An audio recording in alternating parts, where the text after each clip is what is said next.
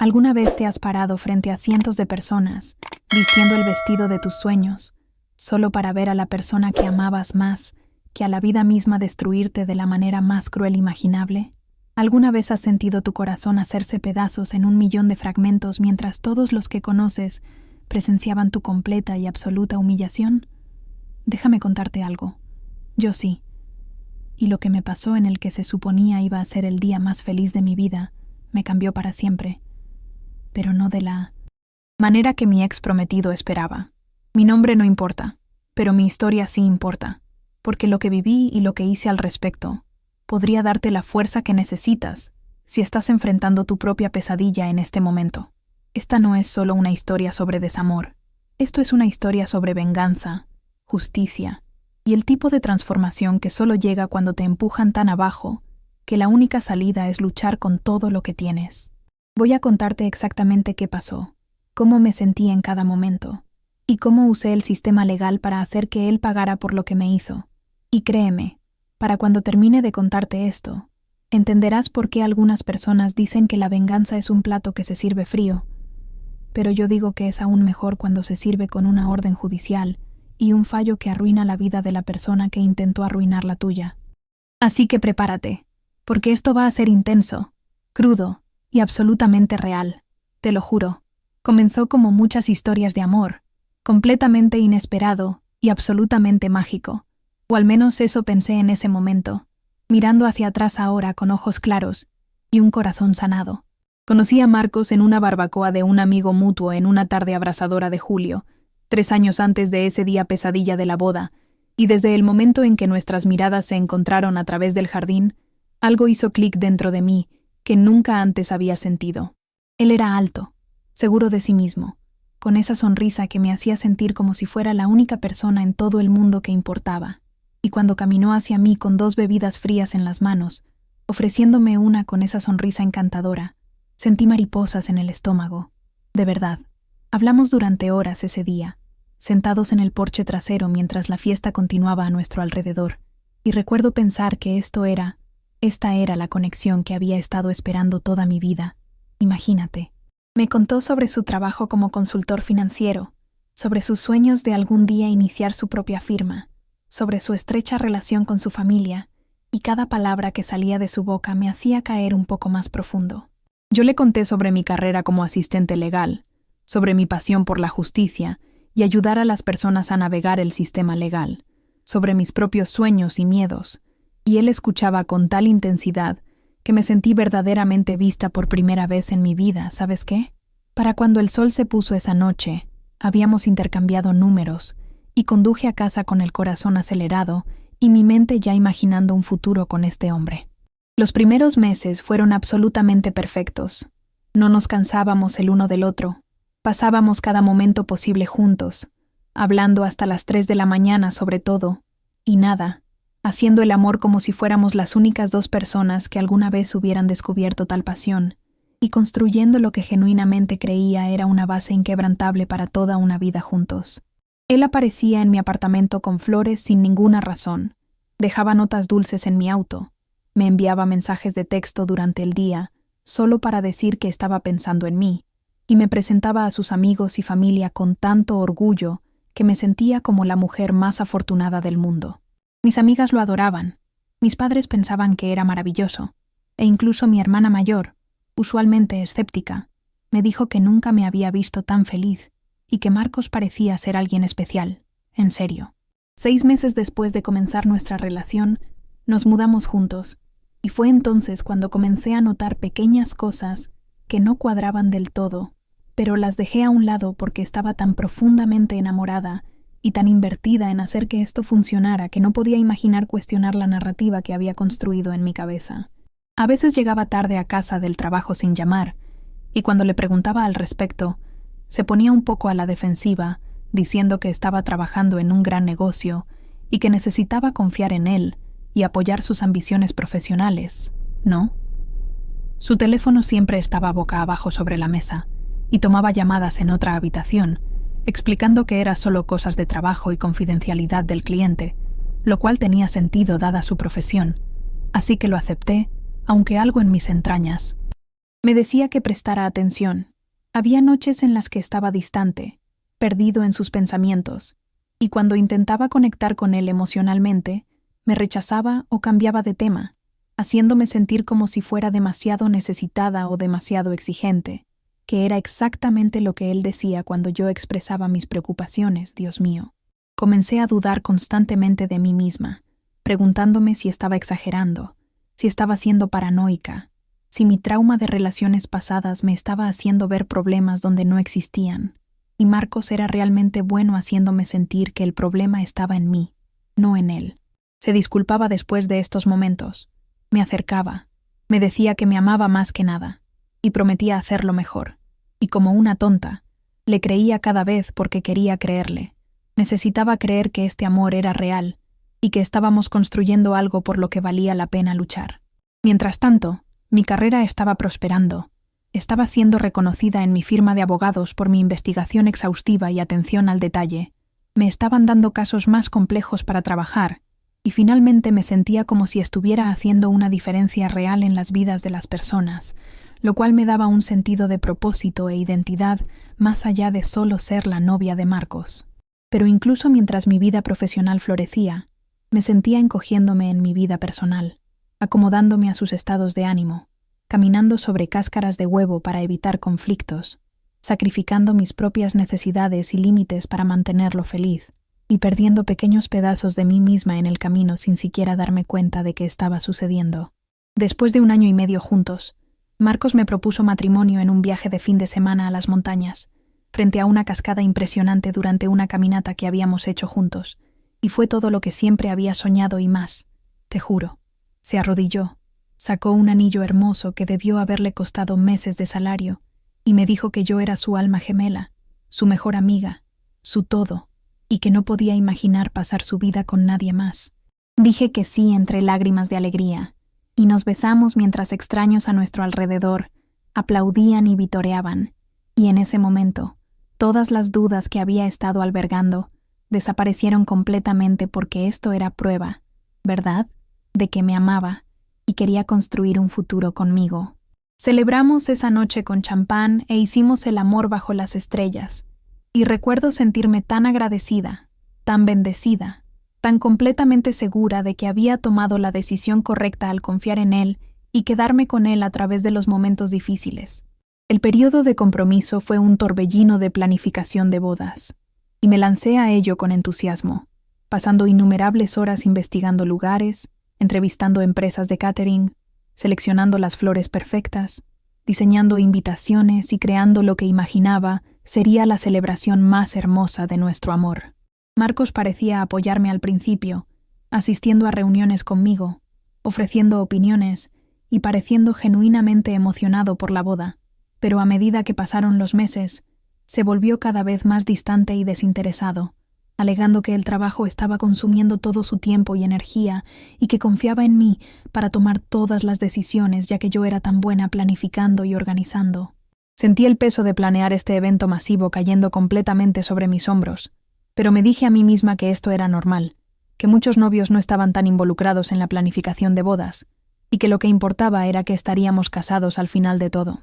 Mis damas de honor, mi mejor amiga Sara, mi hermana Elena, mi prima Raquel y mi compañera de cuarto de la universidad Lisa fueron sistemas de apoyo increíbles, ayudándome con cada detalle y manteniéndome cuerda cuando me sentía abrumada por la magnitud de lo que estábamos emprendiendo. Teníamos noches de vino donde nos reíamos sobre arreglos florales y debatíamos los méritos de diferentes esquemas de colores, y esos momentos de amistad femenina y apoyo eran lo que me mantenía con los pies en la tierra durante un tiempo que debería haber sido alegre, pero a menudo se sentía estresante y solitario. 3 meses antes de la boda, noté que Marcos se había vuelto aún más reservado con su teléfono, cambiando su contraseña y nunca dejándolo desatendido. Pero cuando lo confronté al respecto, explotó en ira, acusándome de ser controladora y paranoica, y diciendo que si no confiaba en él, tal vez no deberíamos casarnos en absoluto. ¡Ay, no! Esa amenaza me aterrorizó tanto que inmediatamente retrocedí. Me disculpé profusamente y prometí trabajar en mis problemas de confianza, a pesar de que cada instinto en mi cuerpo estaba gritando que algo estaba muy mal. Comencé a tener ataques de ansiedad en medio de la noche, despertándome con sudores fríos y el corazón latiendo con fuerza, sintiendo este temor inexplicable que no podía sacudirme, pero lo atribuí a nervios previos a la boda y al estrés de planear un evento tan grande, mientras también manejaba mi trabajo exigente. Mi mamá notó que había perdido peso y que parecía cansada todo el tiempo, y me preguntó si todo estaba bien entre Marcos y yo, pero puse una sonrisa y le aseguré que éramos perfectos, que solo estaba estresada por el trabajo y la planificación de la boda, y que todo estaría bien una vez que estuviéramos casados. Estaba mintiéndole a todos, incluyéndome a mí misma, porque admitir que algo podría estar fundamentalmente mal con mi relación significaría enfrentar la posibilidad de que había desperdiciado 2 años de mi vida en alguien que no me merecía, y no estaba lista para aceptar esa realidad. Así que seguí adelante, ignorando cada bandera roja, descartando cada señal de advertencia, y convenciéndome de que una vez que estuviéramos casados, todo mejoraría mágicamente. Él sería más atento, más presente, más comprometido, y todos estos problemas desaparecerían como si nunca hubieran existido. ¿Alguna vez has estado en una situación donde sabías en el fondo que algo estaba mal, pero tenías demasiado miedo o estabas demasiado invertida para reconocerlo? Cuéntamelo en los comentarios, porque creo que muchas de nosotras pasamos por esto, y necesitamos hablar de ello de manera más honesta.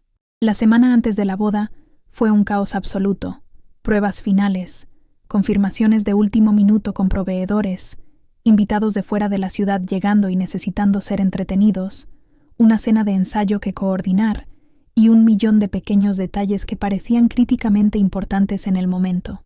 Marcos apenas participó en nada de eso, llegando tarde a la cena de ensayo, pareciendo distraído durante el ensayo de la ceremonia, y pasando más tiempo en su teléfono que interactuando con nuestras familias que habían viajado desde todo el país para celebrar con nosotros.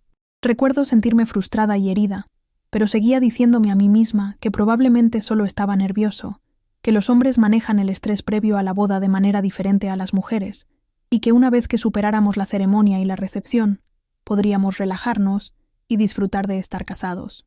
Mis damas de honor me hicieron una hermosa despedida de soltera 2 noches antes de la boda, y fue exactamente lo que necesitaba. Una noche de risas, baile y celebración de la amistad femenina, sin todo el estrés y la ansiedad que me había estado consumiendo durante meses. ¿Sabes? Fuimos a cenar a mi restaurante favorito. Luego fuimos a algunos clubes en el centro, bailando y bebiendo, y simplemente siendo jóvenes y libres y felices. Y durante unas horas, olvidé todas mis preocupaciones y solo disfruté estar con las mujeres que más me amaban en este mundo. Sara me apartó en un momento y me preguntó si estaba realmente segura sobre Marcos, si era verdaderamente feliz, y podía ver la preocupación en sus ojos, pero me reí y le dije que por supuesto que estaba segura, que lo amaba y que íbamos a ser tan felices juntos. Ella no parecía convencida, pero no insistió, solo me abrazó fuerte y me dijo que siempre estaría allí para mí, sin importar qué. Y mirando hacia atrás ahora, me doy cuenta de que ella ya sospechaba algo que yo no estaba dispuesta a ver. La mañana de mi boda, me desperté en la suite del hotel que estaba compartiendo con mis damas de honor y sentí esta extraña mezcla de emoción y temor que no podía explicar del todo. El sol entraba a raudales por las ventanas, los pájaros cantaban afuera y podía escuchar los sonidos de la ciudad cobrando vida debajo de nosotras. Y teóricamente, esta debería haber sido la mañana más perfecta de mi vida. Pero algo se sentía mal de una manera que no podía articular, de verdad. Dejé el sentimiento a un lado, me levanté y me uní a mis damas de honor para el desayuno con champán que habíamos planeado, tratando de concentrarme en la alegría y la celebración del día que tenía por delante. La estilista y la maquilladora llegaron justo a tiempo, y pasamos las siguientes horas transformándonos, riendo y tomando fotos, y pretendiendo que todo era absolutamente perfecto. Recuerdo mirarme en el espejo una vez que mi cabello y maquillaje estaban listos, antes de ponerme mi vestido, y pensar que me veía hermosa pero también de alguna manera desconocida, como si estuviera mirando a una extraña que estaba interpretando el papel de una novia en una película. Imagínate. Mi mamá entró con lágrimas en los ojos, diciéndome lo hermosa que me veía y lo orgullosa que estaba de la mujer en la que me había convertido. Y tuvimos este momento tierno donde me ayudó a ponerme mi vestido de novia, Un impresionante vestido color marfil con intrincados detalles de encaje y una cola dramática que me hacía sentir como una princesa. Mientras ella subía la cremallera en la parte de atrás y me giraba para mirarme en el espejo de cuerpo entero, sentí que se me cortaba la respiración. Me veía exactamente como siempre había soñado que me vería el día de mi boda, y por un momento, todas las dudas y preocupaciones se desvanecieron y sentí nada más que pura y absoluta alegría. Mis damas de honor estaban llorando y diciéndome lo impresionante que me veía. Mi fotógrafa estaba capturando cada momento, y me sentía rodeada de amor y apoyo y emoción por lo que estaba a punto de suceder. Tomamos fotos en la suite, abrimos más champán, y luego era hora de ir a la iglesia, y mi corazón latía tan fuerte que pensé que todos podían escucharlo. La iglesia era absolutamente impresionante, exactamente como la había imaginado, con rosas blancas y peonías por todas partes, velas creando un brillo cálido y romántico, y bancos llenos de todos a quienes más amábamos en el mundo, todos vestidos elegantemente y esperando presenciar nuestra unión. Me quedé escondida en la habitación de la novia con mis damas de honor, asomándome ocasionalmente para ver a los invitados llegar, escuchando el cuarteto de cuerdas tocar la música que había seleccionado tan cuidadosamente, y sintiendo el peso de este momento masivo asentándose sobre mis hombros. Mi papá vino a buscarme cuando era el momento, y nunca olvidaré la expresión en su rostro cuando me vio, puro amor y orgullo mezclado con algo más. Tal vez tristeza de que su pequeña niña se estaba casando, tal vez preocupación que no vi porque estaba demasiado envuelta en mis propias emociones. ¿Sabes qué? Me ofreció su brazo.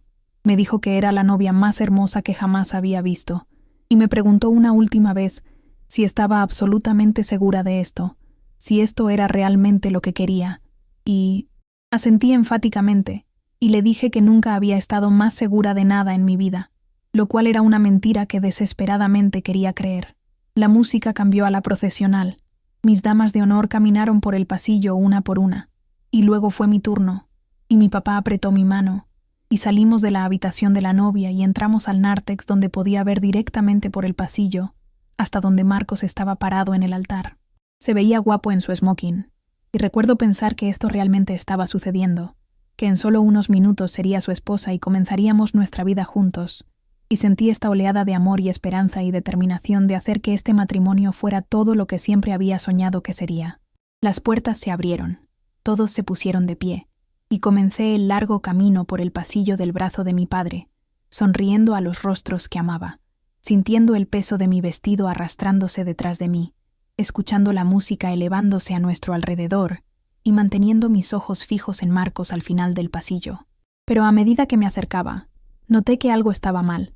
Marcos no me estaba mirando con amor o alegría, o incluso nerviosismo. Me estaba mirando con algo que me heló la sangre, algo que parecía casi como desprecio o arrepentimiento o pánico. Dios mío. Traté de decirme a mí misma que estaba malinterpretando su expresión, que solo estaba nervioso, que todo estaba bien, pero mi corazón estaba acelerado por todas las razones equivocadas ahora, y sentí mi sonrisa vacilar mientras llegábamos al frente de la iglesia.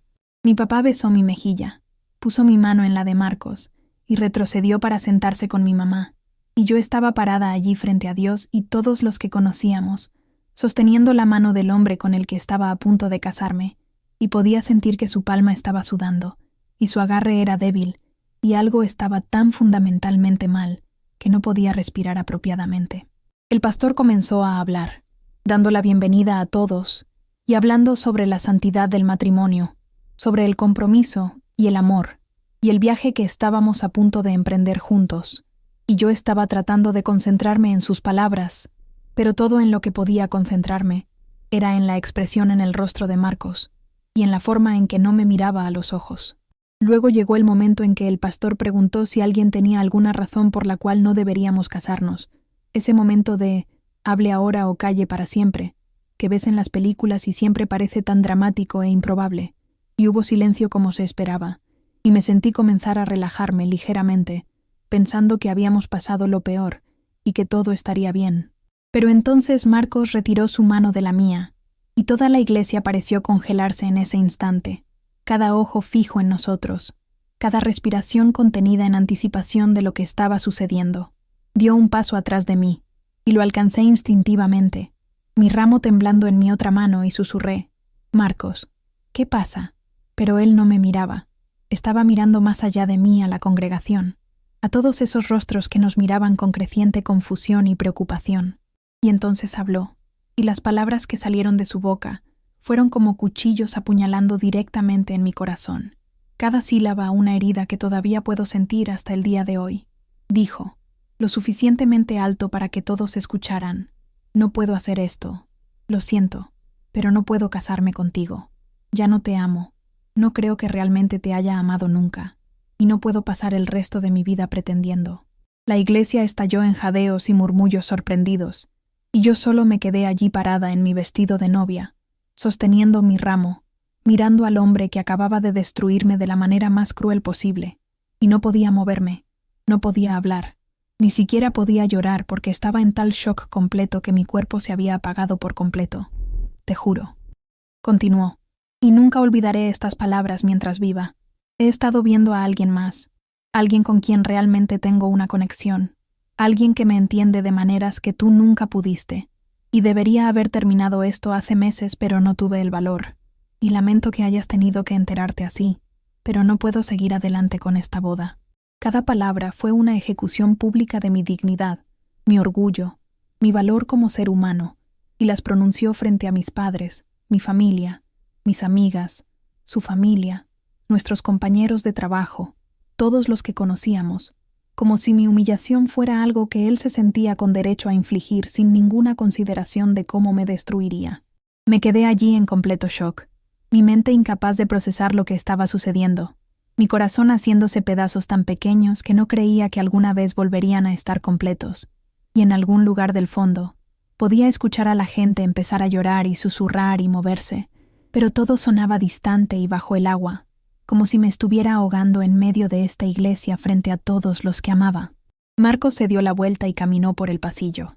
Simplemente me dejó parada allí en el altar en mi vestido de novia, y lo vi irse. Lo vi caminar pasando a mi madre sollozante y a mi padre furioso, y a todas las personas que habían venido a celebrar lo que se suponía iba a ser el día más feliz de mi vida, y todavía no podía moverme ni hablar ni siquiera respirar apropiadamente. Sara corrió hacia mí, me rodeó con sus brazos, y fue entonces cuando la realidad de lo que acababa de suceder me golpeó y comencé a llorar. No lágrimas delicadas y bonitas, sino sollozos feos y desgarradores que sacudieron todo mi cuerpo e hicieron que mi maquillaje corriera por mi rostro en rayas negras. ¡Ay, Dios! Mis otras damas de honor me rodearon, creando un círculo protector, y podía escuchar a mi hermana Elena gritándole a Marcos mientras llegaba a la parte trasera de la iglesia. Podía escuchar a otras personas gritando y llorando. Podía sentir toda la energía del espacio cambiar de celebración a caos absoluto y devastación. Alguien, creo que fue mi papá, estaba gritando sobre qué cobarde era Marcos, y cómo más le valía no mostrar su cara alrededor de nuestra familia nunca más.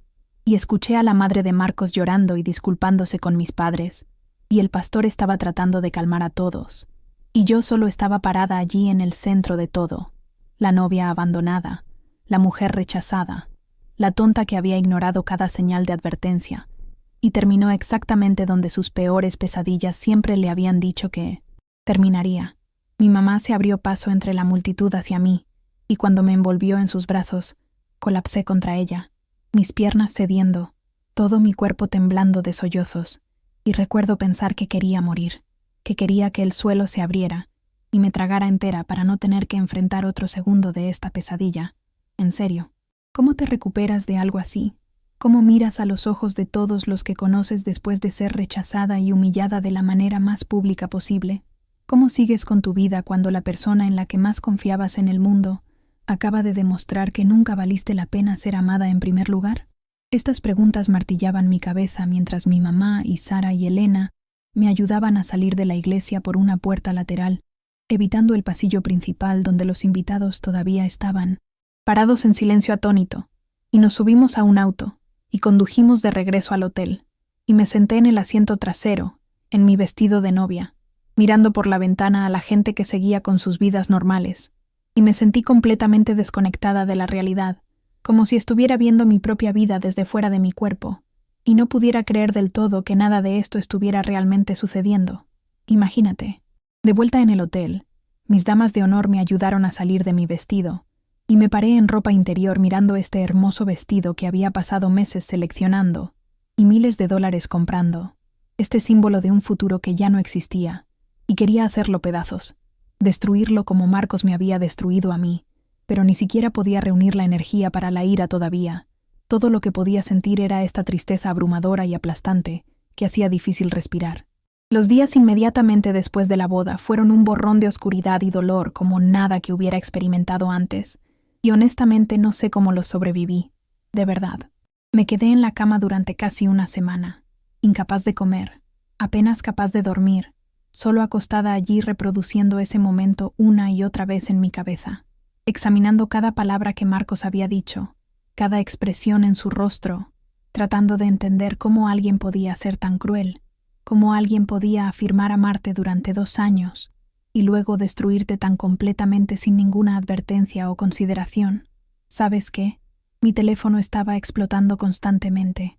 Mensajes de texto, de amigas y familiares preguntando si estaba bien, notificaciones de redes sociales porque aparentemente alguien había grabado partes del desastre de la boda y estaba circulando en línea, llamadas de proveedores preguntando sobre pagos y qué hacer con la recepción que nunca ocurrió, y no podía lidiar con nada de eso, así que simplemente apagué mi teléfono y me retiré dentro de mí misma.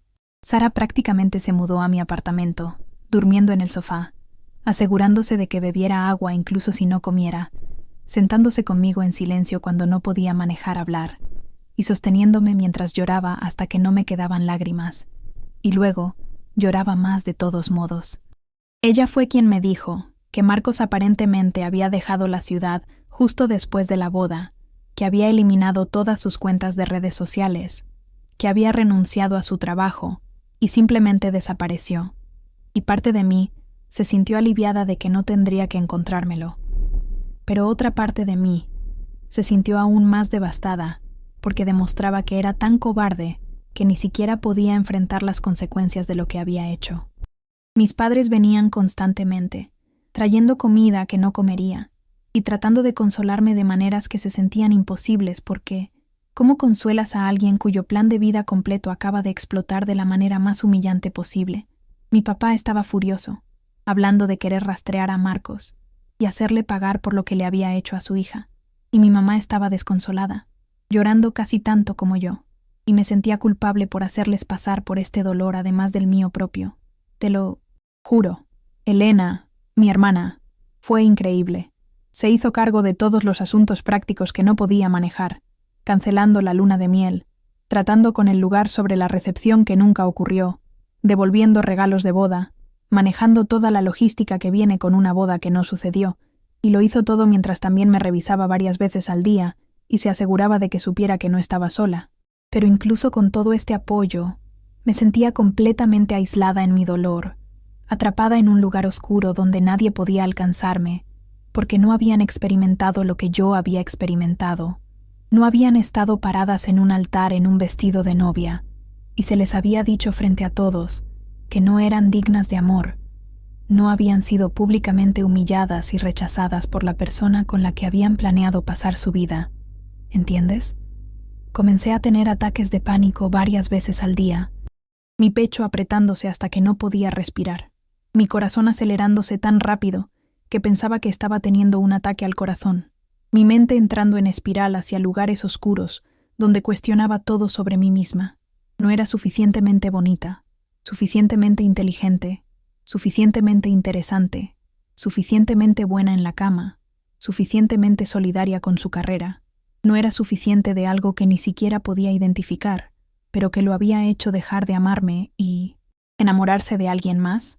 Aproximadamente 2 semanas después de la boda, me obligué a volver al trabajo porque no podía permitirme perder mi empleo, además de todo lo demás que había perdido.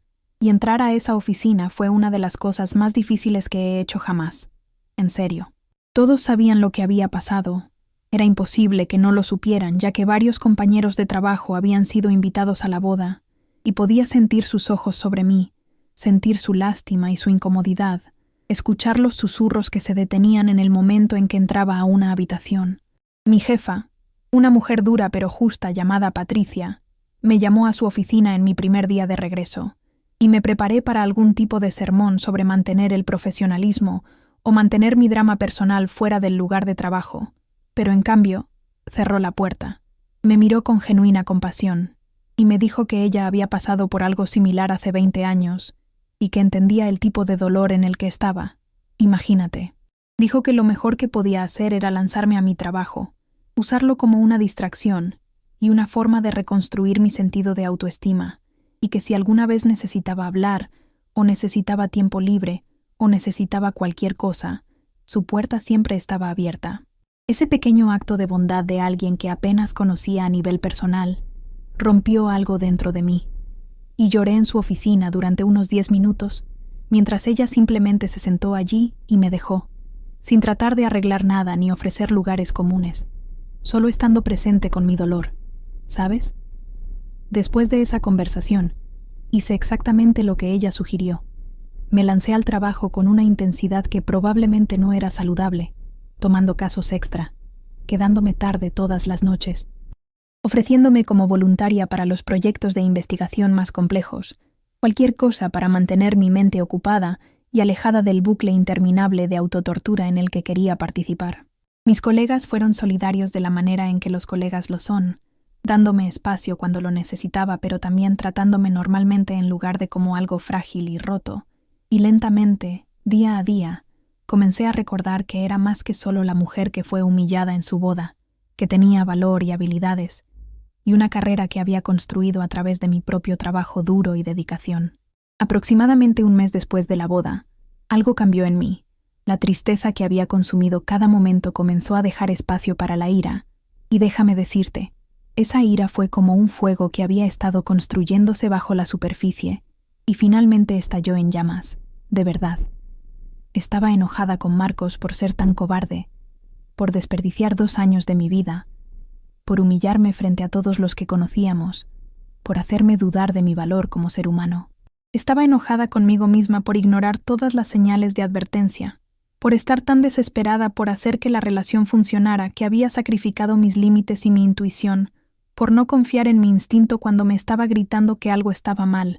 Estaba enojada con el universo, o Dios, o cualquier fuerza que controle nuestras vidas, por permitir que algo tan cruel e injusto me sucediera, cuando había tratado tan duro de ser una buena persona y una buena pareja. ¿Sabes qué? Y esta ira, tan incómoda y consumidora como se sentía, fue en realidad el comienzo de mi sanación, porque significaba que ya no estaba solo aceptando lo que me había sucedido como algo que merecía o algo que había causado, estaba reconociéndolo como la cosa terrible que era y estaba lista para hacer algo al respecto. Comencé a hablar con Sara sobre lo injusto que era todo, no solo la devastación emocional, sino la devastación financiera práctica, porque yo había pagado por casi todo para esa boda: el lugar, el catering, las flores, el vestido, el fotógrafo, el DJ, todo, y Marcos no había contribuido casi nada, siempre teniendo excusas sobre problemas de flujo de efectivo o negocios próximos que no se habían cerrado todavía, y yo simplemente había asumido toda esa carga financiera porque lo amaba y quería que nuestra boda fuera perfecta. Imagínate, habíamos gastado cerca de $50,000 en esa boda, y yo había puesto la mayor parte en tarjetas de crédito, porque no tenía ese tipo de ahorros, y ahora estaba sentada con una deuda masiva por una boda que nunca sucedió y un matrimonio que nunca existió, y Marcos simplemente se había ido sin ninguna consecuencia o responsabilidad financiera. Cuanto más pensaba en ello, más enojada me ponía, y una noche estaba sentada en mi mesa de la cocina rodeada de todos los recibos y facturas y estados de cuenta de tarjetas de crédito de la boda, y algo hizo clic en mi cerebro. Trabajaba en una firma de abogados, pasaba todos los días investigando precedentes legales y ayudando a los abogados a construir casos, conocía el sistema de adentro hacia afuera.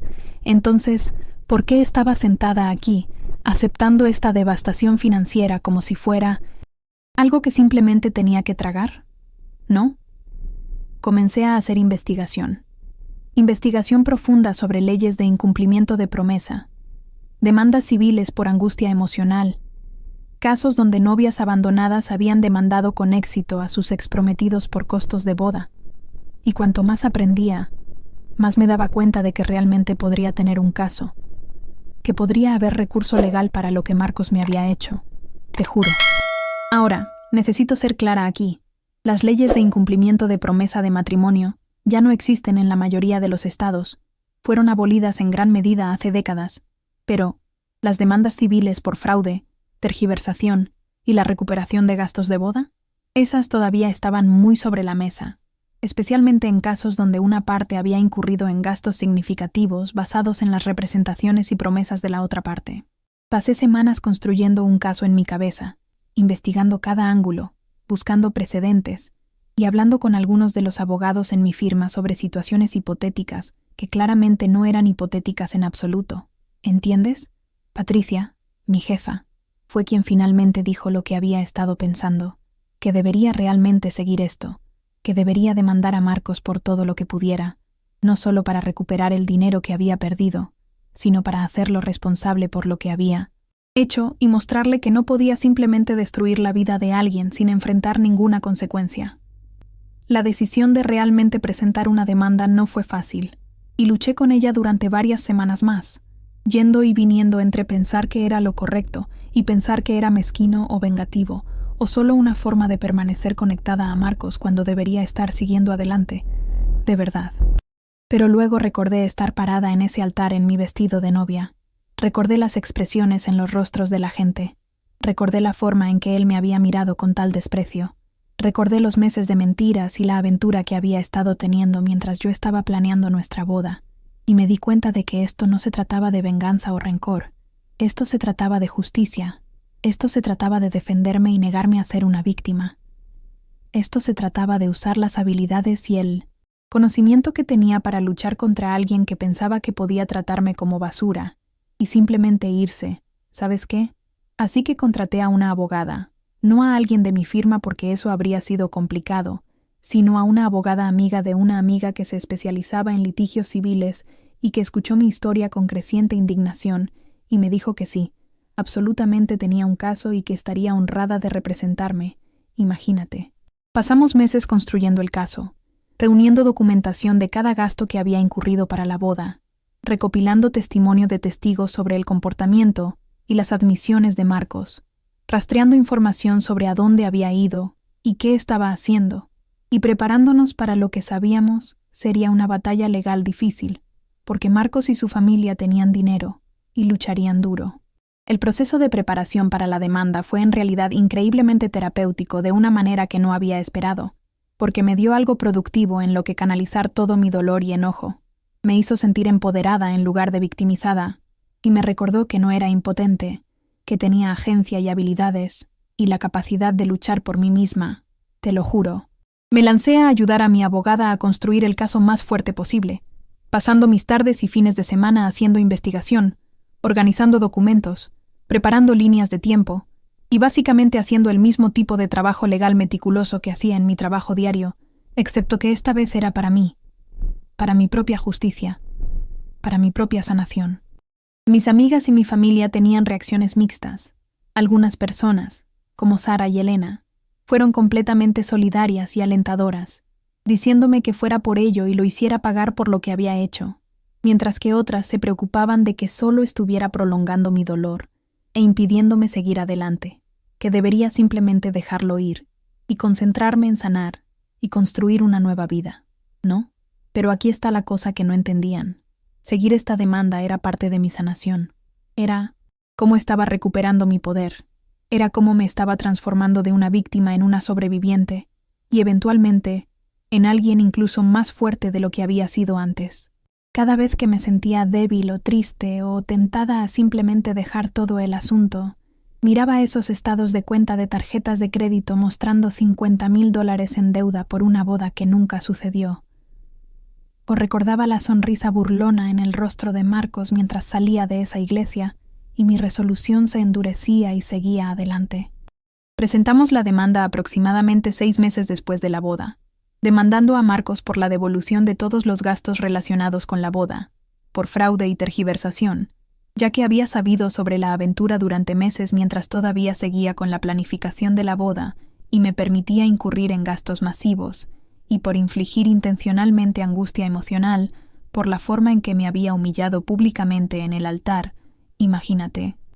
El momento en que le notificamos con los papeles fue increíblemente satisfactorio de una manera que es difícil de describir. Fue como si hubiera sido impotente durante tanto tiempo, victimizada y humillada, y simplemente se esperaba que me lo tragara todo y siguiera adelante. Y ahora estaba tomando acción concreta. Estaba diciendo, no, no puedes tratarme así sin consecuencias. No puedes destruir mi vida y salir ileso. De verdad. Marcos trató de ignorar la demanda al principio, aparentemente pensando que simplemente desaparecería o que no tenía los recursos o la determinación para seguir adelante, pero rápidamente se dio cuenta de su error cuando presentamos mociones y presionamos agresivamente. Contrató a un abogado de alto poder. Su familia se reunió a su alrededor con su dinero y su apoyo, y la batalla comenzó en serio, ¿sabes? El proceso de descubrimiento fue extenso e invasivo, y a menudo doloroso. Tuvimos que proporcionar documentación de la relación, de la planificación de la boda, de su comportamiento y admisiones, y sus abogados intentaron todos los trucos para hacerme ver mal, para sugerir que había sido controladora o exigente, o que los gastos de la boda fueron mi elección, y, por lo tanto, mi responsabilidad. Pero teníamos la verdad de nuestro lado, teníamos testigos, teníamos documentación, teníamos sus propias admisiones en el altar de que había estado teniendo una aventura durante meses, mientras todavía me dejaba planear y pagar por una boda, y lenta pero seguramente, el caso comenzó a unirse a nuestro favor. El proceso de deposición fue particularmente intenso. Tuve que sentarme frente a Marcos por primera vez desde la boda y verlo tratar de justificar sus acciones, tratar de minimizar lo que me había hecho, tratar de pintarse a sí mismo como una especie de víctima que simplemente había dejado de amar y no había sabido cómo manejarlo. Dios mío. Sentada en esa sala de conferencias, viéndolo inquietarse y evitar el contacto visual, escuchándolo tratar de reescribir la historia y poner excusas, sentí esta extraña mezcla de ira y lástima y triunfo, porque podía ver que estaba asustado, que se estaba dando cuenta de que realmente podría tener que enfrentar consecuencias reales por sus acciones, y ese conocimiento me dio fuerza, te lo juro. Cuando fue mi turno de testificar, conté mi historia clara y honestamente, describiendo la relación, las señales de advertencia que había ignorado, el proceso de planificación de la boda, la humillación en el altar, la devastación financiera y emocional que había seguido, y no me contuve ni traté de proteger su reputación ni minimizar mi propio dolor. ¿Sabes qué? Mi abogada fue brillante, haciendo exactamente las preguntas correctas para establecer la línea de tiempo y los daños y la culpabilidad de Marcos, y al final de mi deposición, podía ver que sus abogados estaban preocupados porque mi historia era convincente y estaba bien documentada, y no había forma de hacer girar lo que había sucedido como algo más que lo que era, una humillación cruel y pública que me había costado enormemente en todas las formas posibles. La deposición de Marcos no fue bien para él. Fue evasivo y defensivo. Se contradijo a sí mismo varias veces. Admitió la aventura y saber sobre ella durante la planificación de la boda, pero trató de afirmar que no se había dado cuenta de cuán seria era o cuánto dinero estaba gastando, lo cual era claramente absurdo, dado que vivíamos juntos, y él había estado involucrado en al menos algunas de las decisiones de planificación. A medida que el caso progresó hacia el juicio, los abogados de Marcos hicieron varios intentos de llegar a un acuerdo, ofreciendo cantidades cada vez más grandes de dinero para hacer que el caso desapareciera sin ir a juicio, y cada vez mi abogada traería la oferta a mí y la discutiríamos cuidadosamente. Imagínate. La primera oferta fue de unos $20,000, lo cual ni siquiera cubriría la mitad de lo que había gastado, y la rechacé inmediatamente porque se sentía como si solo estuvieran arrojando dinero al problema, sin reconocer el daño real que se había hecho. La segunda oferta fue de $35,000, lo cual estaba más cerca, pero aún se sentía inadecuado, dado no solo los costos financieros, sino la devastación emocional y la humillación pública. ¿Entiendes? Mi abogada me aconsejó que ir a juicio siempre era un riesgo, que los jurados podían ser impredecibles, que no había garantía de que ganaríamos, o de que ganaríamos tanto como estábamos pidiendo, pero también dijo que creía en el caso, y que si estaba dispuesta a asumir el riesgo, pensaba que teníamos una muy buena oportunidad de prevalecer.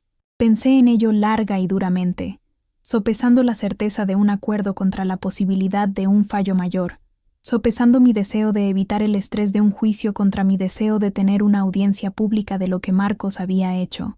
Y finalmente, decidí rechazar las ofertas de acuerdo y seguir adelante con el juicio, porque quería que un juez o jurado escuchara la historia completa y hiciera una determinación sobre quién tenía razón y quién estaba equivocado. De verdad, esto ya no se trataba solo de dinero, se trataba de validación, de tener a alguien en una posición de autoridad mirar lo que sucedió y decir, sí, esto estuvo mal, sí, mereces compensación, sí, él debe ser responsabilizado. El juicio en sí estaba programado para 1 año y medio después de la boda, y a medida que se acercaba la fecha, sentí una mezcla de nerviosismo y emoción, y determinación que canalicé en la preparación final, te lo juro. Teníamos un caso fuerte, documentación de todos los gastos, testimonio de testigos sobre el comportamiento y las admisiones de Marcos, testimonio experto sobre el impacto emocional de la humillación pública, y las propias admisiones de Marcos durante su deposición que socavaron su defensa. El juicio duró 3 días, y fueron 3 de los días más intensos y emocionalmente agotadores de mi vida, pero también 3 de los más empoderadores, porque pude pararme frente a una jueza y contar mi historia, y ver a Marcos retorcerse mientras sus acciones eran expuestas para que todos las vieran, imagínate. Mi abogada fue fenomenal durante las declaraciones de apertura, pintando una imagen vívida de lo que había sucedido y por qué importaba, y podía ver a la jueza escuchando atentamente, tomando notas, claramente tomando esto en serio. Presentamos nuestro caso metódicamente, primero los daños financieros, con recibos y facturas y estados de cuenta de tarjetas de crédito, mostrando cada centavo que había gastado en esa boda. Luego el testimonio sobre la relación y la planificación de la boda, y la creciente distancia y secretismo de Marcos. Luego el testimonio sobre lo que sucedió en el altar, con múltiples testigos describiendo exactamente lo que Marcos había dicho y cómo lo había dicho, y la devastación que había causado. ¿Sabes qué? Cuando fue mi turno de testificar, estaba nerviosa pero preparada, y conté mi historia con tanta claridad y honestidad como pude reunir, describiendo no solo los hechos, sino la realidad emocional de lo que había experimentado, la forma en que había destrozado mi sentido de mí misma, la depresión y la ansiedad, y los ataques de pánico, el estrés financiero de lidiar con una deuda masiva por una boda que nunca sucedió, el impacto continuo en mi capacidad de confiar en las personas o sentirme segura en las relaciones, de verdad. El abogado de Marcos trató de interrogarme agresivamente, sugiriendo que había sido controladora o que había ignorado signos obvios de que la relación no estaba funcionando o que había elegido gastar tanto dinero en la boda sin discutirlo con Marcos. Pero permanecí calmada y objetiva, señalando que lo había discutido con Marcos, que él había estado involucrado en muchas de las decisiones, que nunca se había opuesto a ninguno de los gastos, y que independientemente de cualquier dinámica de relación, lo que había hecho en el altar era indefendible, y me había causado un daño real y cuantificable. Marcos tuvo que subir al estrado para defenderse, y verlo tratar de justificar sus acciones bajo juramento fue tanto satisfactorio como enfurecedor. Trató de pintarse a sí mismo como alguien que simplemente había dejado de amar y no había sabido cómo manejarlo, alguien que entró en pánico en el altar e hizo un error terrible en cómo se comunicó. Pero cuando mi abogada lo interrogó sobre la aventura y sobre dejarme continuar planeando y pagando por la boda mientras sabía que iba a echarse atrás, no tenía buenas respuestas, y terminó viéndose exactamente como lo que era. Un cobarde y un fraude que había causado un daño enorme, y ahora estaba tratando de evitar la responsabilidad. Dios mío. La defensa trató de argumentar que los daños por angustia emocional no estaban garantizados, porque la humillación pública no era una forma reconocible de daño, pero nuestros testigos expertos, una psicóloga que me había evaluado y un profesor de Derecho que se especializaba en Derecho de agravios, testificaron de manera convincente sobre el impacto psicológico real y duradero de lo que había experimentado y sobre la base legal para responsabilizar a Marcos. Imagínate. Los argumentos finales fueron poderosos. Mi abogada resumió la evidencia, enfatizó la naturaleza deliberada del engaño de Marcos y la crueldad de sus acciones en el altar, y le pidió a la jueza que me otorgara no solo el monto total de los gastos de la boda, sino también daños sustanciales por angustia emocional, para enviar un mensaje de que este tipo de comportamiento tiene consecuencias. ¿Sabes? El abogado de Marcos trató de minimizar el daño, sugiriendo que las relaciones fallidas suceden todo el tiempo y que las personas no deberían poder demandar a sus ex solo porque sus sentimientos fueron heridos, pero el argumento cayó plano, porque esto claramente no se trataba solo de sentimientos heridos, esto se trataba de fraude, de daño financiero, de humillación deliberada y pública. Después de los argumentos finales, la jueza tomó el caso bajo consideración, lo que significa que revisaría toda la evidencia y el testimonio y emitiría un fallo más tarde en lugar de decidir inmediatamente, y ese periodo de espera fue agoniante, sin saber si todo este esfuerzo y dolor y revivir del trauma resultaría en justicia o si todo habría sido en vano, de verdad. 3 semanas después de que terminó el juicio, recibimos aviso de que la jueza había llegado a una decisión y que deberíamos presentarnos en la corte para la lectura del veredicto. Imagínate. Entré a esa sala de audiencias con Sara y Elena a mi lado, mi abogada del otro lado, y mi corazón latía tan fuerte que apenas podía escuchar nada más.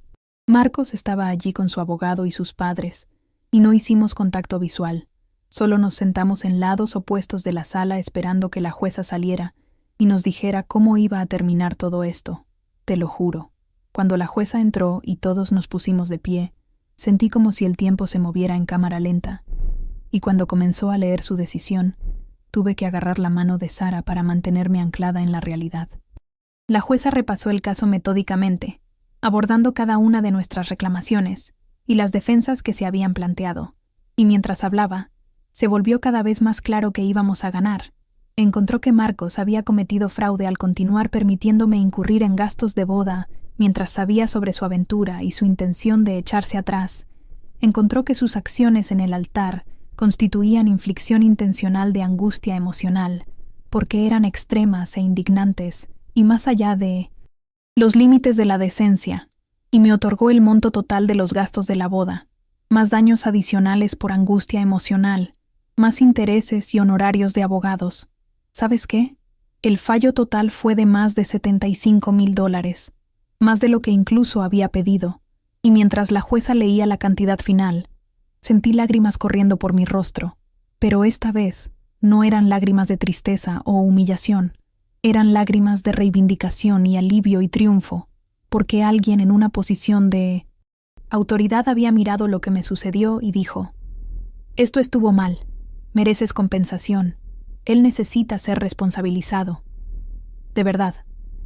Marcos se veía absolutamente devastado mientras la jueza leía el veredicto, y parte de mí sintió una satisfacción salvaje al verlo experimentar incluso una fracción del dolor y la humillación que me había causado, mientras que otra parte de mí simplemente se sentía cansada y lista para seguir adelante ahora que se había hecho justicia. Imagínate. Su abogado inmediatamente comenzó a hablar sobre apelaciones, pero mi abogada estaba confiada de que el veredicto se mantendría porque el razonamiento de la jueza era sólido y estaba bien fundamentado en la ley establecida.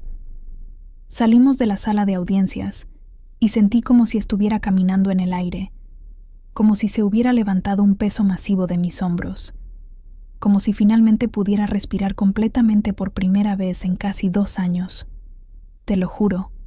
El fallo significaba que Marcos tenía que pagarme esos $75,000, y mientras sus abogados demoraban y negociaban planes de pago, eventualmente el dinero comenzó a llegar, primero en una suma global que cubrió los gastos de la boda, y luego en cuotas mensuales para los daños por angustia emocional y los honorarios, y cada vez que recibía un pago, se sentía como una pequeña victoria, como otro ladrillo en el muro de justicia que había construido.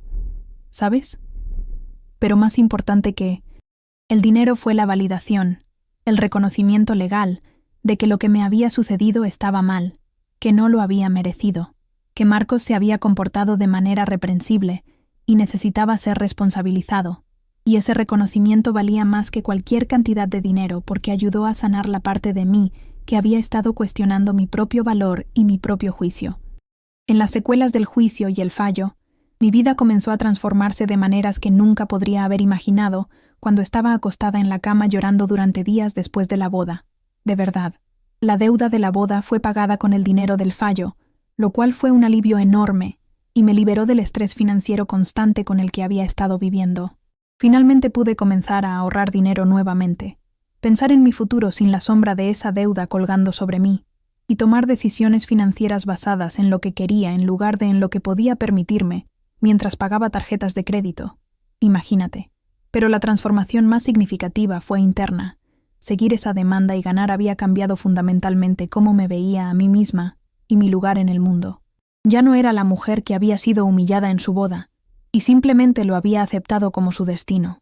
Era la mujer que había contraatacado, que había usado su conocimiento y habilidades y determinación para buscar justicia, que se había negado a ser una víctima, y en su lugar se había convertido en una defensora de sí misma.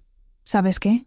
Ese cambio en la autopercepción se extendió a cada área de mi vida, haciéndome más segura en el trabajo, más dispuesta a establecer límites en mis relaciones personales, más confiada en mi propio juicio e intuición, y más convencida de que merecía respeto y trato justo de las personas en mi vida. Mi carrera floreció después de todo esto. Patricia había estado tan impresionada por mi investigación legal y tenacidad durante la demanda que me había recomendado para una promoción, y me mudé a una posición con más responsabilidad y un salario significativamente mejor, lo cual se sintió como otra validación más de que era capaz y valiosa y merecedora de cosas buenas, te lo juro.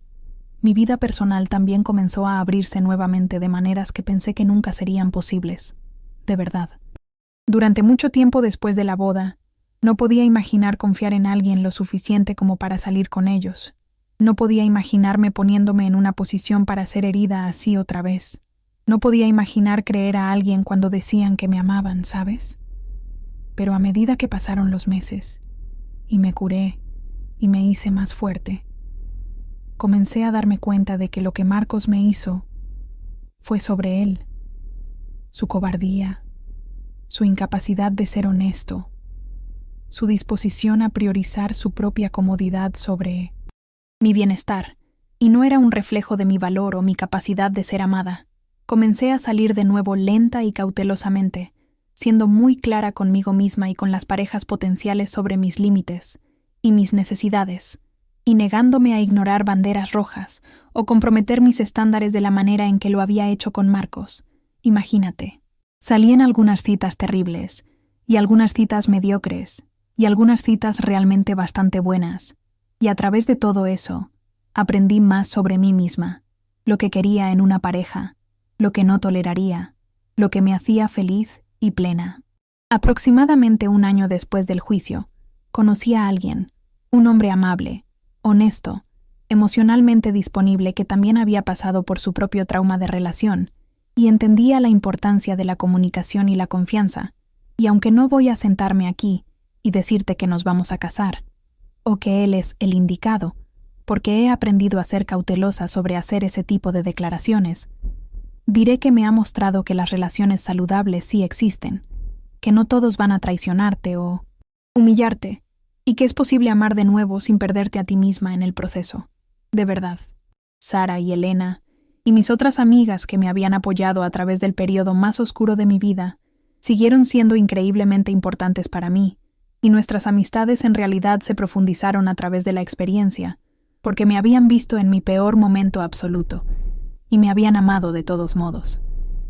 Y yo había aprendido a dejar entrar a las personas y pedir ayuda en lugar de tratar de manejar todo sola. ¿Sabes qué? Hice un esfuerzo consciente de estar allí para ellas, de la manera en que habían estado allí para mí, de aparecer cuando necesitaban apoyo, de celebrar sus victorias y llorar sus pérdidas, y de construir el tipo de amistades recíprocas y solidarias que son la base de una buena vida. También comencé a ser voluntaria en una clínica de asistencia legal, usando mis habilidades para ayudar a personas que no podían pagar abogados a navegar el sistema legal, y algunos de los casos en los que trabajé involucraban a mujeres que habían sido agraviadas por hombres, sobrevivientes de violencia doméstica, mujeres luchando por manutención de los hijos, mujeres lidiando con abuso financiero, y descubrí que mi propia experiencia me daba una capacidad única para conectar con estas mujeres y ayudarlas a entender que tenían opciones, que no tenían que aceptar ser maltratadas, que el sistema legal podía ser una herramienta para la justicia y el empoderamiento si sabías cómo usarlo. Imagínate. Ese trabajo voluntario se convirtió en una de las partes más significativas de mi vida, una forma de transformar mi propio dolor en algo útil y sanador para otras, y me recordaba constantemente que no estaba sola al haber experimentado traición y humillación, que tantas mujeres pasan por experiencias similares y que hay poder en permanecer juntas y negarse a ser silenciadas o victimizadas, te lo juro. Mirando hacia atrás ahora, casi 3 años después de ese día pesadilla de la boda, puedo decir honestamente que aunque no le desearía esa experiencia a nadie, me cambió fundamentalmente de maneras que en última instancia han sido positivas. De verdad. Soy más fuerte de lo que era antes, más consciente de mí misma, más segura de mi capacidad para manejar la adversidad, más dispuesta a luchar por mí misma y por lo que es correcto, y más convencida de que los contratiempos y traumas no tienen que definirnos, pueden en realidad ser catalizadores para el crecimiento y la transformación, si elegimos usarlos de esa manera. ¿Sabes?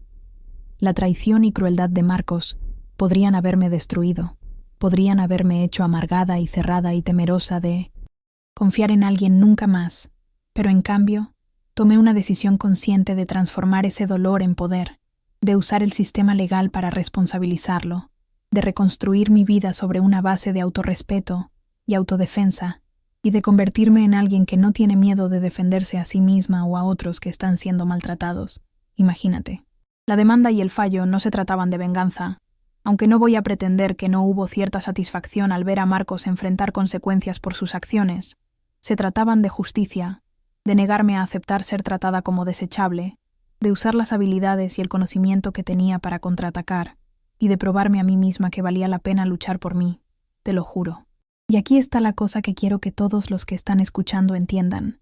Si estás pasando por algo similar, si alguien te ha traicionado o humillado o tratado de hacerte sentir sin valor, tienes más poder del que piensas, tienes más opciones de las que te das cuenta, y absolutamente vales la pena luchar por ti. Así que déjame preguntarte, ¿alguna vez has pasado por una traición que te hizo cuestionar todo sobre ti misma? ¿Alguna vez has estado en una situación donde tuviste que decidir si aceptar ser maltratada o contraatacar? Cuéntame tu historia en los comentarios, porque genuinamente quiero saber que no estoy sola en esto, y quiero crear una comunidad donde podamos apoyarnos mutuamente a través de estas experiencias, de verdad.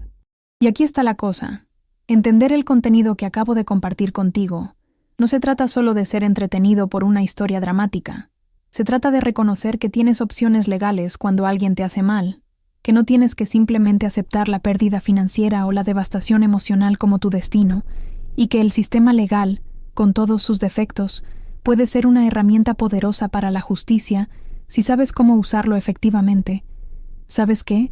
Si esta historia ha tocado tu corazón, si te ha hecho pensar en tus propias experiencias o sobre la importancia de defenderte a ti misma, por favor deja un me gusta en este video porque ayuda a que más personas encuentren contenido como este y me dice que estas historias les importan. Imagínate. Y si quieres escuchar más historias sobre personas que se negaron a ser víctimas, que contraatacaron contra la injusticia, que transformaron su dolor en poder y su trauma en triunfo, entonces por favor suscríbete a Desde mi Mirada, porque este canal se trata de compartir experiencias reales, crudas y honestas, que nos recuerdan que no estamos solas y que somos más fuertes de lo que pensamos, te lo juro. Presiona la campanita de notificaciones para que nunca te pierdas una nueva historia, porque créeme, las que vienen son tan poderosas e inspiradoras como esta. Recuerda, vales la pena luchar por ti, mereces respeto y honestidad y amabilidad, y si alguien te trata mal, no tienes que simplemente aceptarlo y seguir adelante. Puedes contraatacar, puedes buscar justicia, puedes reconstruir y puedes salir del otro lado más fuerte y más poderosa de lo que jamás imaginaste posible. De verdad. Gracias por escuchar mi historia. Gracias por ser parte de esta comunidad. Y recuerda, tú también viviste para contar tu historia, así que no tengas miedo de compartirla. ¿Entiendes?